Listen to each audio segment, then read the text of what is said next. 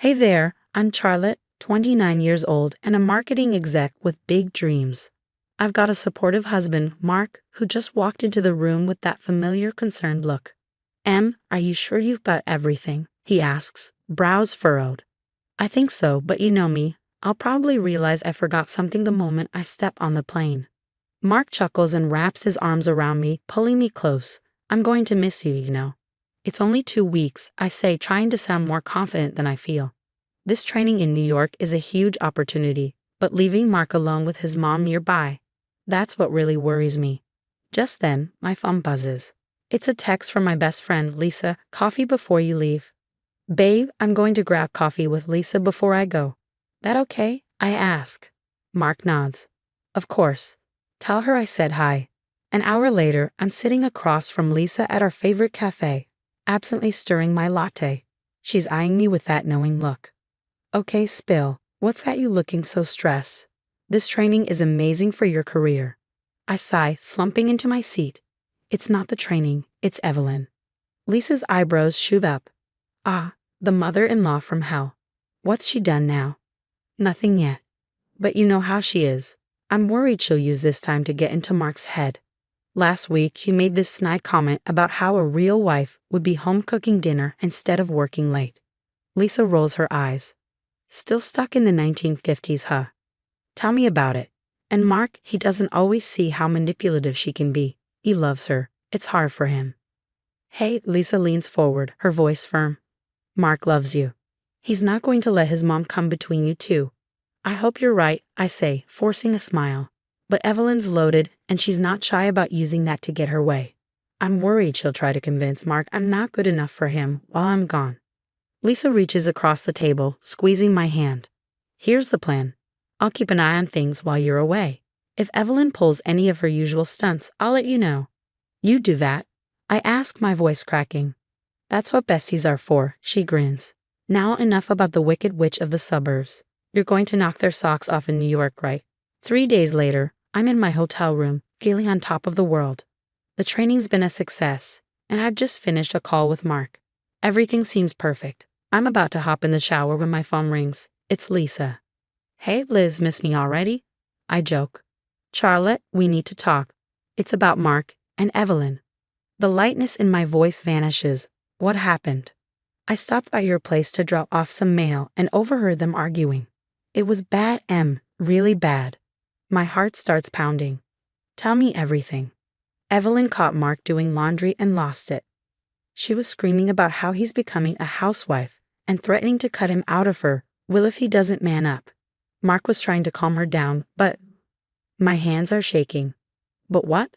He wasn't standing up to her. He kept saying things like, Mom, you don't understand, and it's not what you think.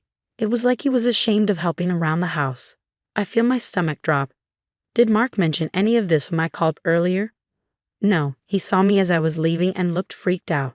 He even asked me not to tell you. Anger floods through me. He what?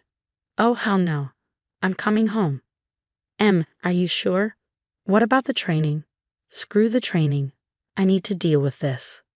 By the time I land, I'm a mix of hurt, anger, and determination. Memories of Evelyn's jabs echo in my mind. A career woman? How modern.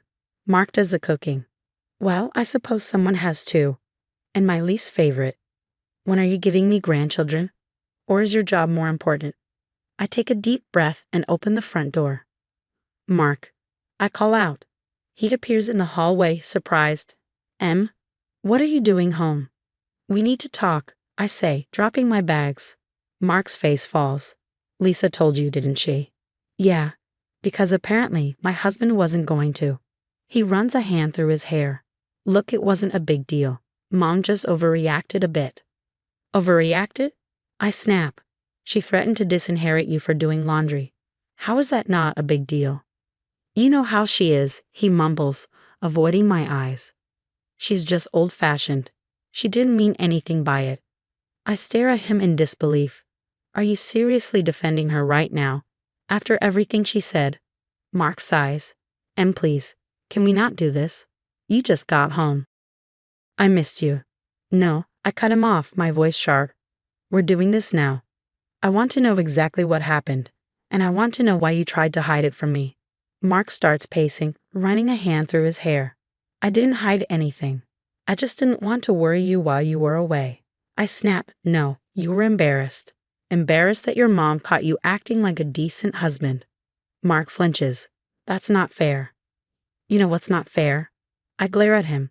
Coming home to find out my husband can't stand up to his mother. That he'd rather lie to me than confront her toxic behavior. I didn't lie, he protests. Omission is lying, Mark. God, I can't believe this. Do you agree with her? Do you think it's wrong for you to help around the house? Of course not. His voice is desperate now. I don't know how to handle her sometimes. She's my mom, Em. I feel tears prick at my eyes. And I'm your wife. Or did you forget that while I was gone? The hurt in his eyes almost makes me back down. Almost. Charlotte, please. I love you. You know that. If you love me, I say firmly, he'll tell me everything. Right now. Then, we're going to figure out how to deal with your mother, once and for all. The next morning, I make a call. Hey, Jack. I need your help. It's about Evelyn. Oh, he says. What happened? I fill him in, sparing no detail. There's a long pause before he speaks. I've never liked that woman. What do you need me to do? Can you dig into her past? I need to know if this is a pattern. Consider it done. I'll call you when I find something. Later that night, I'm going through Mark's email, looking for clues when I stumble across a message from 2 years ago, a job rejection. My heart sinks. Mark? I confront him. Why didn't you tell me about the job in San Francisco? His face pales. How did you? He stammers. It wasn't important. Not important. It was your dream job, Mark. What happened? He sighs, shoulders slumping. Mom, she said she needed me here, that she was getting older and couldn't manage alone. I feel sick, and you believed her? Mark, she goes on luxury cruises twice a year. I know, he mutters. It sounds stupid now, but at the time. Before I can respond, my phone buzzes. It's Jack. Em, you're not going to believe this, he says. I found a pattern, a string of coincidences. Every big opportunity that fell through for Mark, every promotion you missed. Evelyn's fingerprints are all over it. She's been pulling strings for years. I'm reeling when the doorbell rings. Of course it's Evelyn. She sweeps into the kitchen, a Tupperware in hand. Mark, darling, I brought you some of that pot roast you love. I watch from the hallway as she criticizes everything. Really, Mark, the state of this kitchen? If only you had a wife who cared more about her home than her career. Mom, please, Mark says, exasperated. Charlotte works hard. Of course, dear, she says with a sickly sweet smile. But is that really what's best for you? For your future family? I step into the kitchen. Hello, Evelyn. Funny, I don't recall inviting you over. Evelyn freezes, then forces a smile. Charlotte, I didn't realize you were home. Don't you have some important meeting to run off to? Actually, I've been doing some research. About you. Mark looks confused. Em, what's going on?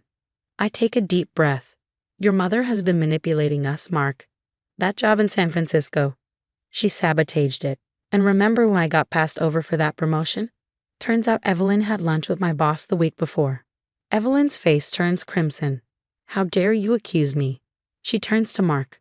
Are you going to let her talk to me like this? Mark looks between us, conflicted. Mom, is this true? Of course not. Evelyn's voice shakes. I've only ever wanted what's best for you. I laugh bitterly. Best for us or best for you? You've been using your money and influence to control us. Well, it stops now. Evelyn's eyes well with tears. Sweetheart, you don't believe these lies, do you? After everything I've done for you. Mark takes a deep breath. Mom, I think you should leave. Evelyn gasps. Mark, please. Just go, he says quietly. We'll talk later. As she storms out, slamming the door, I feel a mix of relief and apprehension. Mark turns to me, guilt in his eyes. Em, I'm so sorry. I had no idea. I take his hand. I know, but now we do. And we're going to face this together, right? He nods, squeezing my hand. Together. The next morning, I find Mark in the kitchen, staring into his coffee. I sit across from him. We need to talk, I say. He looks up, tired but determined. I know. I reach for his hand. Mark, I love you. But I can't keep living like this, I said, my voice trembling with frustration. Your mother's behavior is toxic, Mark. It's destroying us. He winced, his eyes dropping to the floor. I know it's bad, but... No buts, I interrupted firmly. It's time to make a choice. Either you set clear boundaries with your mother, or, I hesitated, the words heavy on my tongue, or our marriage is over. His head snapped up, eyes wide with shock. Charlotte, you can't mean that. I do, I whispered. I'm sorry, but I do. We can't build a life together if your mother is always there, pulling the strings. Mark was silent for a long moment, his jaw clenched. Finally, he exhaled shakily. You're right. I've been a coward. But it ends now. Relief flitted through me, my shoulders relaxing for the first time in days. So what do? We confront her, he said, resolute. That evening, we invited Evelyn over for dinner. The tension was palpable as we set the table. Mark gave my hand a reassuring squeeze when the doorbell rang. He opened the door with a formal, "Mother." Evelyn breezed in, air kissing his cheek. Darling. Her eyes barely flicked to me. Charlotte. Dinner was as tense as expected. Evelyn's usual backhanded compliments filled the air, each one cutting a little deeper than the last. Finally, Mark cleared his throat, setting down his fork with a clink. Mother, we need to talk. Evelyn raised an eyebrow. Oh, what about, dear? Mark took a deep breath. Your behavior. It's unacceptable. Her smile froze. I beg your pardon. The way you treat Charlotte. The way you try to control our lives. It has to stop. Evelyn laughed, the sound harsh. Control your lives? Don't be ridiculous. I leaned forward, my voice steady. We know what you've done. The job offers you sabotaged, the promotions you interfered with. Evelyn's face turned pale, then flushed red with anger. How dare you? After everything I've done for you, Mark. Everything I've sacrificed. Mark's voice rose. Sacrificed? You haven't sacrificed anything. You've only ever thought about yourself. Evelyn stood trembling. I won't stand for this. Mark, if you continue with this nonsense, I'll cut you off completely. You'll never see a penny of your inheritance. I couldn't help but laugh, a bitter sound. Both Evelyn and Mark turned to me. Go ahead, I said, my eyes locked on hers. Her lips curled in disdain. What? Cut him off, I repeated, calm but firm. We don't need your money. I've been offered an executive position. We'll be just fine without your generosity. Evelyn's eyes narrowed into slits. You ungrateful little. That's enough, Mark interrupted, his voice steel. Mother, this is your last chance. If you want to be part of our lives, you need to respect our choices, our marriage. If you can't do that, then we're done. Evelyn looked between us, sputtering. You can't, you wouldn't. We would, I said firmly. And just so you know, I have evidence of everything you've done. Every interference, every manipulation. I hate for that to become public knowledge. For a moment, I thought she might explode. Instead, she grabbed her purse and stormed towards the door. You'll regret this, she hissed before slamming it behind her. Mark and I stood in stunned silence. Then he turned to me, his eyes filled with a mix of pride and remorse. I can't believe we just did that. I'm so proud of you, and so sorry. For everything. From now on, you and me, we're the priority. 6 months later, life looks completely different. I'm thriving in my new executive role, and Mark has taken on a leadership position at his school. We've had minimal contact with Evelyn. She's made a few half-hearted attempts to reconcile, but it's clear she hasn't really changed. If you were in Charlotte's shoes, would you have given Evelyn a second chance? Or was cutting her off completely the right move? How far should we go to maintain family relationships when they become toxic?